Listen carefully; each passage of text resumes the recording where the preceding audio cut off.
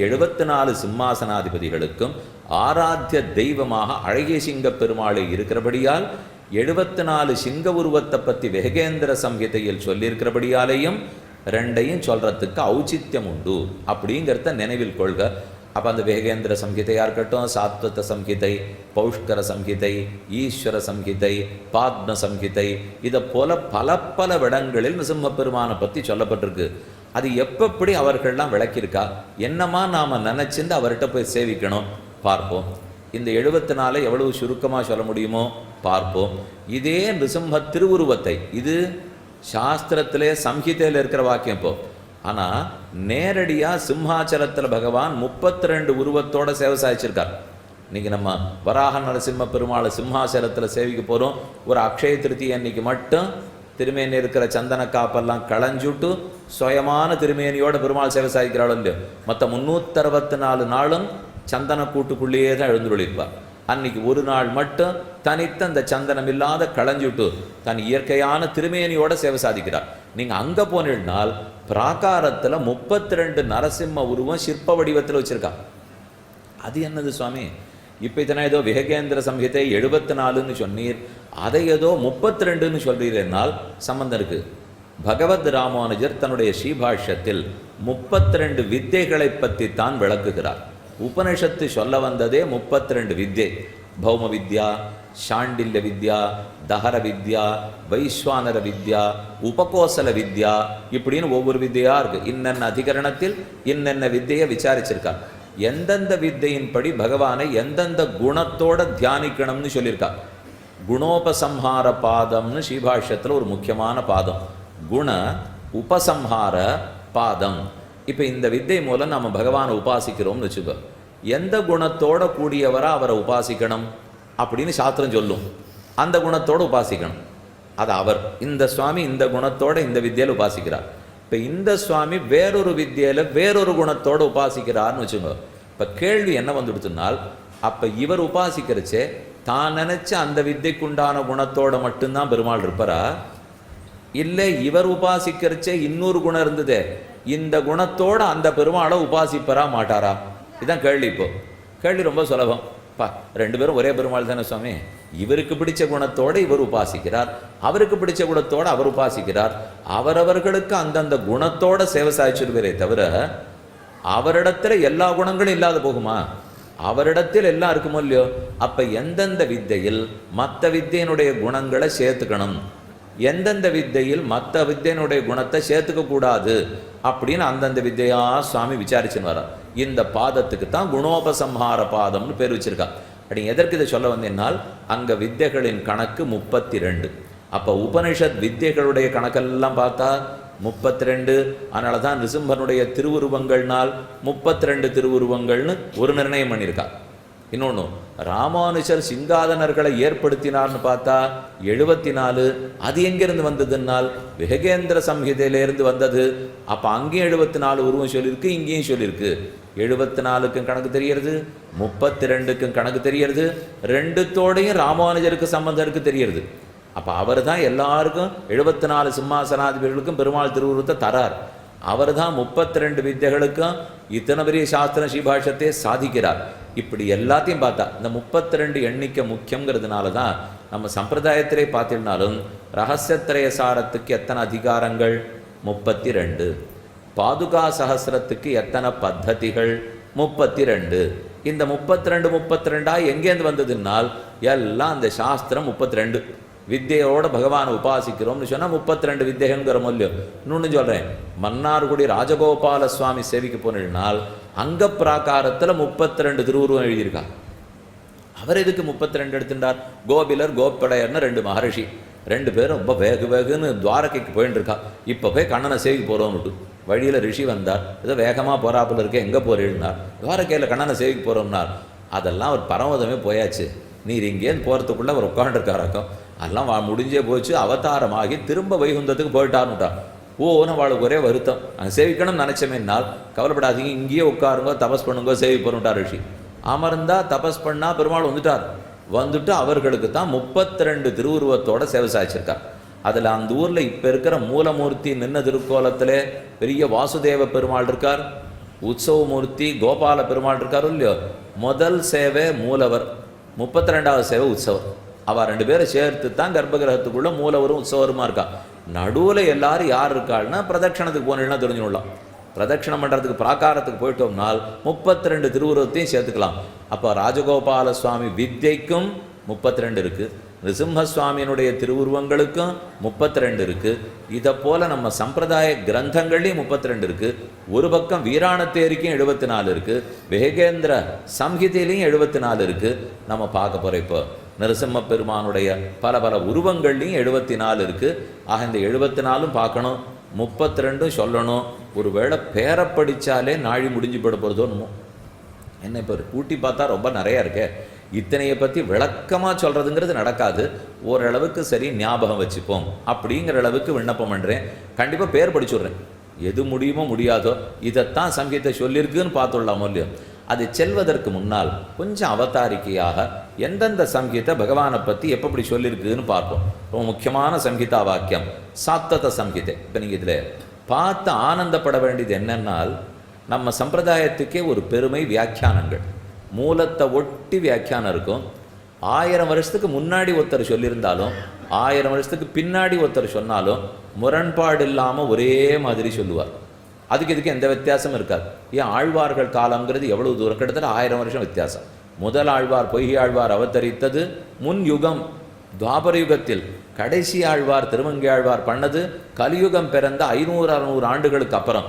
அப்போ இவாளுக்கு நடுவில் இருக்கும்போது இருக்க ஒரு 1000 வருஷம் வித்தியாசம் இருக்குது. ஆனால் ஒரு ஆழ்வார் பாட்டிலேருந்து மற்றொரு ஆழ்வார் பாட்டுக்கு ஏதான வித்தியாசம் இருக்கோ. பேசித்தே பேசும் ஏக கண்டர்கள்னு சொல்லுவாள். முதல் ஆழ்வார் பேசினத்தையே தான் கடைசி ஆழ்வார் வரைக்கும் பேசுவார். மாற்றாமல் பேசுபவர்கள் ஆழ்வார்கள், அவர்களோட நிற்கலே. அப்புறம் நாதமுனிகள் அவதரித்தார். அங்கிருந்து ஆரம்பித்தது அஸ்மதாச்சாரிய பர்யந்தாம் வந்தே குரு பரம்பராம். நம்ம ஆச்சாரியன் வரைக்கும் ஒரே மாதிரி குரு பரம்பரையில் பேசியிருக்காளோ இல்லையோ. இப்போ 2 இடம் சொல்கிறேன். ஒன்று சாத்வத சங்கீதையில் இருக்குது, இன்னொன்று மகாபாரதத்தில் ஆனுசாசனிகன பர்வத்தில் பீஷ்மாச்சாரியருடைய சஹசிரநாம உபதேசம். அதிலே நிருசிம்ம பெருமானுக்குன்னு 11 திருநாமங்கள் அவர் பாடினார். அமிருத்யு, சர்வதிருக்கு, சிம்ஹா, சந்தாத்தா, சந்திமான், ஸ்திரா, அஜா, துர்மர்ஷணா, சாஸ்தா, விஸ்ருதாத்மா, சுராரிஹா. இதெல்லாம் நிருசிம்மாவதாரத்துக்கு இருக்கிறது. அதில் ஒரு பிரதான திருநாமமார் ஸ்ரீ பராசர பட்டர் அந்தந்த திருமானுக்கு வியாக்கியானம் பண்ணிட்டே வரார்ப்போ. அவர் எழுதினது தான் ஸ்ரீ குணரத்ன கோஷம்னு சொல்கிறோம். ஸ்ரீ குணரத்ன கோஷம் பிராட்டிக்குன்னு எழுதினது. அதே போல் இதுக்கு பகவத்குண தர்ப்பணம்னு சொல்கிறோம். பகவானுடைய குணங்களை கண்ணாடி ஆட்டம் சஹஸ்ரநாமம் காட்டுறதோ இல்லையோ. அதனால் தன் வியாக்கியானத்துக்கே அந்த பேர் தான் வச்சார். அந்த சுவாமி அஜஹாங்கிறதுக்கு அர்த்தம் சொல்கிறார், பிறப்பிலி, பிறப்பே இல்லாதவர். பிறந்த அவதாரத்தை பற்றி தான் வியாக்கியானமே பண்ணிட்டு இருக்கார். ஆனால் எழுதரிச்சே பிறப்பிலின்னு எழுதுகிறார். அவர் பிறப்புடையவனா பிறப்பில்லாதவனால் ஸ்தம்ப சம்பவத்வேன இதரவத்து ந ஜாயத ஈதி அஜஹா. அவர் எழுதியிருக்கிற வியாக்கியானம் ஸ்தம்பத்திலேருந்து பிறந்தாரோ இல்லையோ. மற்ற யாரும் தூண்லேருந்து பிறக்கிறது இல்லை, கர்ப்பத்திலேருந்து தான் பிறப்பா. அப்போ எல்லாரும் கர்ப்பத்திலேருந்து பிறக்கிறச்சே இவர் மட்டும் தூண்லேருந்து பிறந்தபடியாலே பிறப்பிலி. மற்ற பேரை போல பிறப்பிலி. இவருக்கு பிறப்பு இருக்கு, ஆனால் மற்ற பேரை போல பிறப்பு கிடையாது. இன்னொரு வித்தியாசம் சொன்னார், மற்ற பேர் கர்மத்தால் பிறக்கிறார்கள், இவர் கருணையால் பிறக்கிறார். கிருபாவசாத்து கல்பித்த சந்நிதானம்னு சொல்கிறோம் இல்லையோ. அஹோபிலே காருட சைல மத்தியே கிருபாவசாத்து கல்பித்த சந்நிதானம் லக்ஷ்மியா சமாலிங்கித வாமபாகம் லக்ஷ்மீர் சிம்மம் சரணம் பிரபத்தியேன்னு ஸ்லோகம் சொல்கிறோமே. அது என்னது? கிருபாவசாத் கல்பித்த சந்நிதானம். கர்மவசாத்து கல்பித்த சந்நிதானம் இல்லை, கிருபாவசாத் கல்பித்த சந்நிதானம்னு அர்த்தம். ஏன்னா நாமெல்லாம் கூட கல்பனையெல்லாம் பண்ணி பிறக்கிறோமே. எதாலே? ஒருவேளை கிருபையால் இந்த சுவாமி பிறந்திருக்கிறோம். அந்த சுவாமி கர்மத்தால் பிறந்திருக்கார். பிறந்ததெல்லாம் கர்மத்தால் பிறந்திருக்கோம், தொலைக்கிறதுக்கு பிறந்திருக்கோம். கொஞ்சம் புத்திசாலித்தனமாக கர்மத்தை தொலைச்சோன்னா தேவையில்லை. அதை விட்டுட்டு கர்மத்தை சம்பாதிக்க ஆரம்பிச்சுட்டோம். நமக்கு எங்கேயுமே சம்பாதிச்சு வழக்கமாக போச்சா, செலவழிச்சே வழக்கம் இல்லாத படுத்தப்போ அதையே கொஞ்சம் அந்த நியாயத்தை கர்மத்துக்கும் வச்சு விட்றோம். நம்ம எல்லாம் சம்பாதிச்சுட்டே இருக்கணும் போல் இருக்குது, எங்கேயும் செலவழிக்கூடாதுன்னு கொஞ்சம் இதை மட்டும் மாற்றி யோசிச்சாகணும். இப்போ ஏன்னா இங்கேயும் சம்பாதிச்சிருந்தோம்னா கடைசியில் வாழ்நாள் முடியவே போகிறதில்லை, என்றைக்கும் அடுத்தடுத்த பிறவி தான் கிட்டும். இதெல்லாம் சம்பாதிச்சிருக்கிற கர்மத்தை தொலைக்கிறதுக்கு செலவழிக்கிறதுக்கு தான் இங்கே வந்திருக்கோம். ஆக கிருபாவசத்தாலே பிறந்தார், கர்மவசத்தாலே அல்ல. கர்ப்பரங்கத்திலிருந்து இல்லை, ஸ்தம்பரங்கத்திலிருந்து பிறந்தார். இந்த வித்தியாசம் தெரியறதுக்கு தான் அஜஹா. என்ன அங்கே திருநாமம் சொல்லி சொல்லியோ அந்த விஷயம் சாஸ்திரநாமத்திலே நினச்சிட்டு இருக்கோம். பொதுவாக ஒரு அபிப்பிராயம் எல்லார்ட்டையும் என்னென்னா, இதிகாசங்கள் புராணங்கள் ஆழ்வார்களுடைய பாசுரங்கள் எல்லாம் இந்த ஸ்ரீவைஷ்ணவர்கள் தாங்களாக இட்டுக்கட்டி வளர்த்துட்டா சுவாமி. ஆனால் பழைய காலத்தில் நீங்கள் சம்ஹிதை அதே மாதிரி உபனிஷத்தெல்லாம் பார்த்தீங்கன்னா அதெல்லாம் இப்படி இருக்கவே இருக்காது. அதெல்லாம் வேறையாக இருக்கும். இவா நிறைய இட்டுக்கட்டுட்டான்னு சொல்கிறீங்களோ இல்லையோ, நீங்கள் சொல்லலை, பொதுவாக அந்த கருத்து இருக்கிறதோ இல்லையோ, நம்ம பிள்ளையே கேட்கும், நம்ம பொண்ணே கேட்பா. இதெல்லாம் மனிதனால் ஏற்படுத்தப்பட்டது. வேதத்தை நான் ஒத்துக்கிறேன், மூல வேதத்தில் இருக்கா நம்மளை கேட்பா. இப்போ ஆச்சாரிய ஸ்ரீபாத தீர்த்தம்னு வேதத்தில் இருக்கான்னுவா. பயங்கரோ இல்லை, நீங்கள் போயிருப்போம் இருக்கா. பஞ்சசம்ஸ்காரம் பண்ணிக்கிறது வேதத்தில் இருக்கா. நீங்கள்லாம் சொல்கிறீங்களேனால் இது சுவாமி தொட்டைய ஆச்சாரியார் எழுந்துருள் இருந்த காலத்திலேயே பெரிய விசாரம் வந்தது. இதெல்லாம் உண்டா இல்லையான்னு அப்பய தீட்சிதர் சுவாமி கிளம்பிவிட்டார். நீங்கள்லாம் ஏதோ புதுசாக பண்ணிருக்கேன்ட்டு அந்த சுவாமி உட்காந்து வச்சு மொத்தத்துக்கும் தினவடங்க சமாதானம் சொல்லியிருக்கா. எங்கள் ராமானுஜ சம்பிரதாயத்தில் எதுவுமே புதுசு கிடையாது. இதோ ரிக்வேதத்தில் இப்படி சொல்லியிருக்கு, பாஞ்சராத்திர ஆகமத்தில் இப்படி சொல்லியிருக்கு, சொன்னபடிக்குத்தான் நாங்கள் பஞ்சசம்ஸ்காரம் பண்ணிட்டு இருக்கோம், தாஸ்ய நாமம் வாங்கிக்கிறோம், ரகசியத்திரயத்தை நாங்கள் உபதேசம் பெற்றுக்கிறோம், எல்லாம் அதன்படி தான் அப்படிங்கிறத அந்த சுவாமி தெளிவுபடுத்தியிருக்கார். எதுக்காக இந்த விஷயத்தை சொல்ல வரேன்னால், நமக்குள்ள ஒரு அபிப்பிராயம், அது வேதம் சம்ஹிதையெல்லாம் இதெல்லாம் சொல்லாது, இதிகாச புராணம் ஆழ்வார் பாட்டிலெல்லாம் இவாளா சொல்லிப்பாளான்னு. இப்போ பாருங்கள், அஜஹாங்கிற திருநாமம் சஹஸ்ரநாமத்தில் இந்த அர்த்தத்தில் வருது இல்லையோ, அதைத்தான் சாத்வத சம்ஹிதை சொல்கிறது. தாரயந்தம் ஸ்திதம் ஹார்தம் அனூனம் மோகம் உல்பணம் நதன்னாதம் அனாக்கியேயம் தம் அஜம் பரமேஸ்வரம். அந்த பரமேஸ்வரனை வணங்குகிறேன். அஜன்கிற திருநாமமுடைய பரமேஸ்வரன் வணங்குகிறேன். அந்த அஜன் யாரா இருப்பார், என்ன உருவமா இருப்பார்னால், நிஷ்டப்த கனகாபம் ச தியாயேத்து தேவம் நிருகேசரிம்.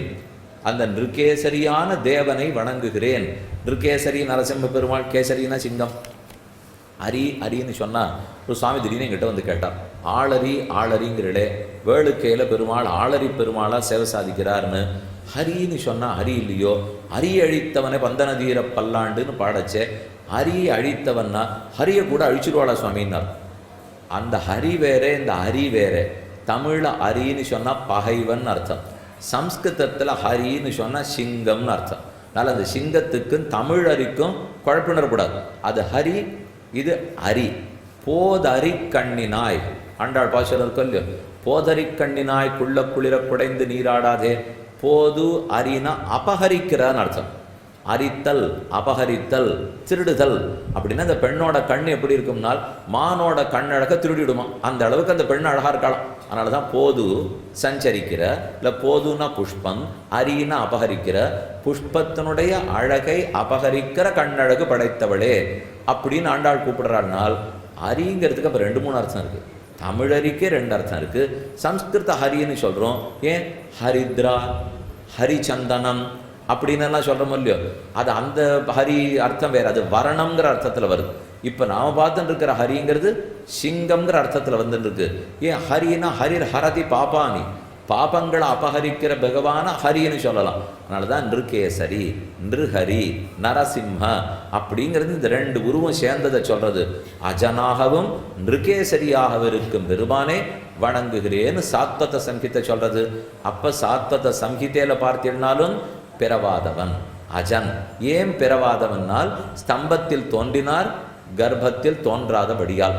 அப்போ தோன்றாதவன் பிறப்பிலி, தனியன் பிறப்பிலி தன்னையின் ஆழ்வார் பாசுரம். அஜாயமானஹா பகுதா விஜாயத்தேன்னு சாஸ்திரம் சொல்றது. பிறப்பே இல்லாத பகவான் பலபடிகளாக பிறக்கிறார். ஆச்சரியமான வாக்கியம்.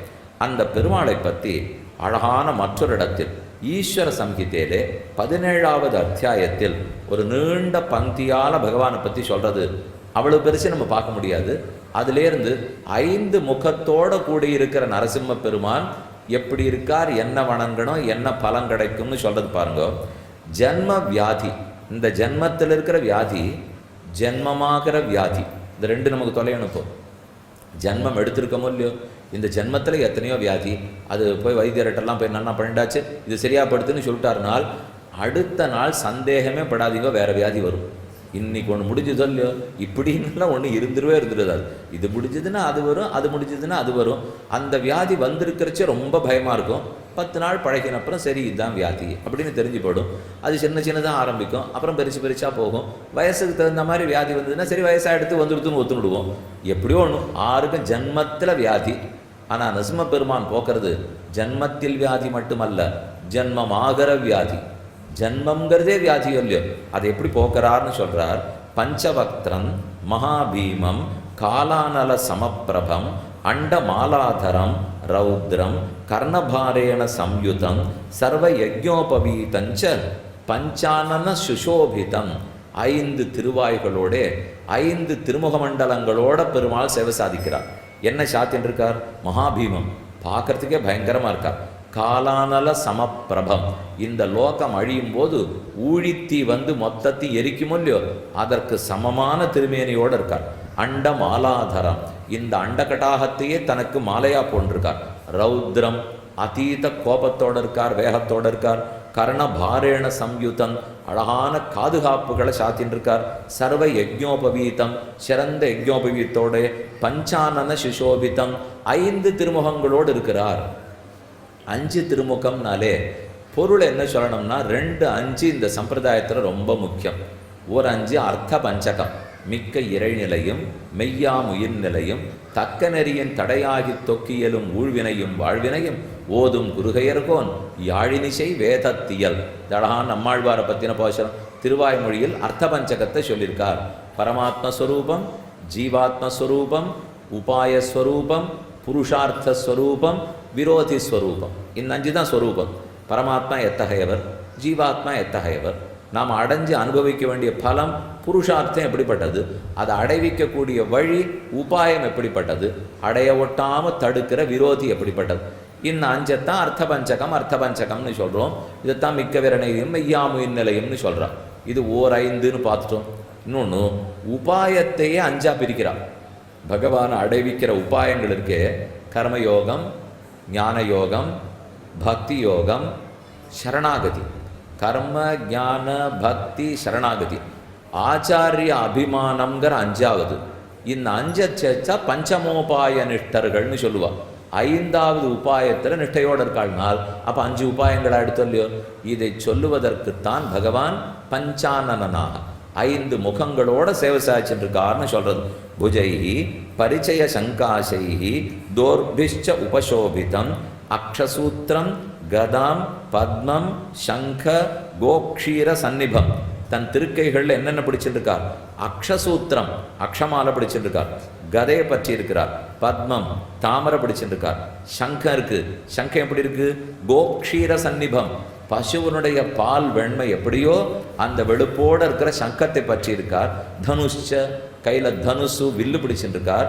முசலம் உலக்கை முசலஞ்செய்வ ததா சக்கரேண மண்டிதம், சக்கரத்தாழ்வாரையும் கையில் பற்றி இருக்கிறார்.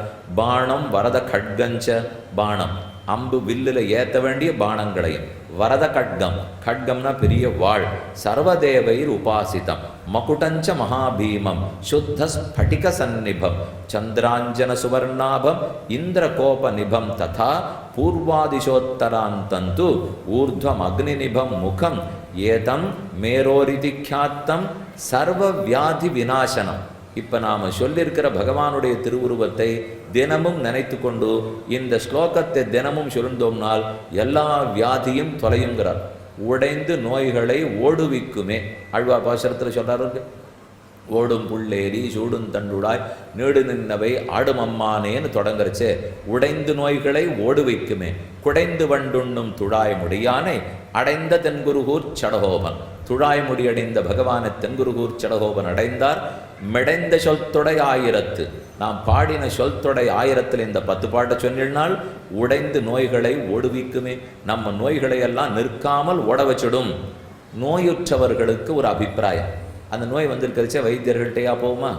ஒவ்வொரு மருத்துவமனைக்காக போயின்னு இருப்போமா? அவள் இதை பண்ணு அதை பண்ணுன்னு இவா ஒன்று சொன்னா அவள் ஒன்று சொல்லுவாளா? அப்போ அங்கேயே போயின்னு இருக்கிறச்சே என்ன தோணும்னால், இப்படித்தான் நோயை குணமாக்கி ஆகணும். கோவிலுக்கு போகிறோம், வாஸ்தவம் தான். இப்போ அவர் நேராக குணமாக்கிட போகிறாரான்னு தோண ஆரம்பிச்சிடும். ஏன்னா இந்த வைத்தியர்கள்லாம் பேசுறது பார்த்தா இதை பண்ணு அதை பண்ணு, நகர்றதுக்கு விடமாட்டா, தோணிகிட்டே இருக்கும். அதே சமயம் நமக்கு இதில் நம்பிக்கை இருக்கணும். இப்போ உடைந்து நோய்களை ஒடுவிக்குமே, இது அதிருஷ்டமான நம்பிக்கை, அது திருஷ்டமான முயற்சி. திருஷ்ட முயற்சியும் வேணும், அதிருஷ்ட முயற்சியும் வேணும். வெறும் அதிருஷ்டத்தில் இருந்துட்டு திருஷ்டத்தை விட்டுட்டா நம்ம இன்னும் அவ்வளோ யோகிகள் இல்லை. அது வசிஷ்டராக இருக்கலாம், விஸ்வாமித்திரராக இருக்கலாம், அவர் மொத்தமே பெருமாள். வியாதியே வரமாட்டேங்கிறத வாழ்க்கலாம். வந்தாலான்னு தேவை. எந்த புராணத்தை வாசி பாருங்க, 10 நாள் ஜுரத்தில் வசிஷ்டர் படுத்துனுட்டாரான்னு எங்கேயான்னு இருக்கா? பேச்சே இல்லையோ. ஏன் சுவாமி வரவே வராதா? இத்தனைக்கு அவர் பாட்டுக்கு 5000 வருஷம் 10,000 வருஷம் வாழ்ந்துட்டு இருக்கார். நமக்கு 4 வருஷம் வாழறதுக்குள்ளே 400 வியாதி வருது. ஆனால் அவருக்கு வரலையேனால் வந்திருக்குமா இருக்கும். அதை பற்றி அவர் கவலைப்படாமல் அதிர்ஷ்டமாக பகவான் இடத்துல விட்டுருப்பரா இருக்கும். இல்லை சின்ன வயசுலேருந்து உடற்பயிற்சி யோகம் ஆசனத்தை சரியாக பிடிச்சிடுறாளோ இல்லையோ. இன்னொன்று ஆகாரம்.